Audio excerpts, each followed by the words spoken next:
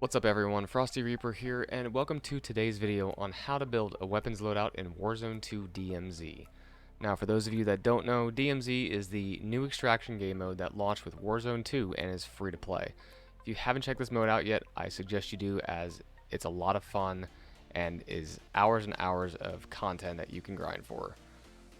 Alright, so once we are in the DMZ lobby screen, we will go over to the weapons tab, and then go down to the bottom here where you see loadout. Now for your loadout, you will have 5 options to work with. 2 weapons, a tactical, a lethal, and a field upgrade. So first we're going to jump into the weapons section. So you have the ability to take 2 weapons in to the DMZ with you.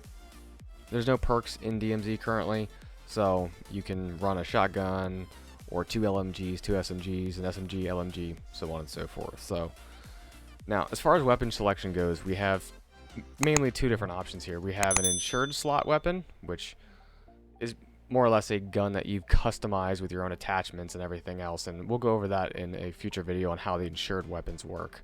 And the second option is the contraband stash.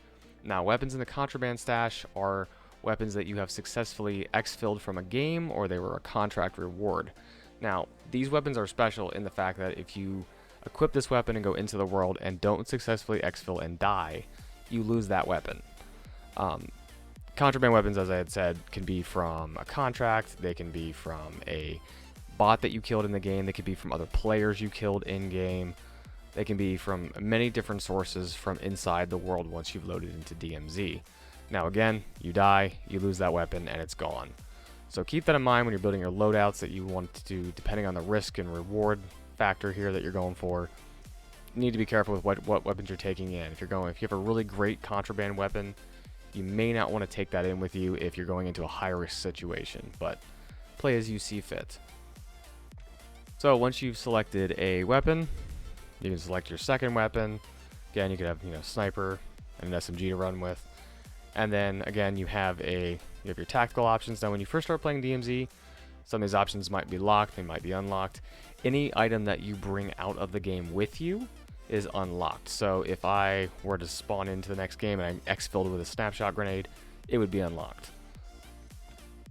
So as well as you have your lethals, those are all straightforward. And finally, field upgrades.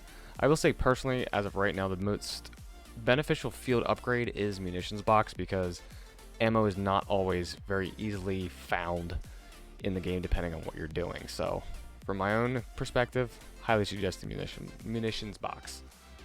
So alright, that's going to do it for this video. It's quick, brief, to the point. Just wanted to give you guys a basic rundown of how the loadouts work in the game. And yeah, so until next time, stay frosty and we'll see you in the Warzone.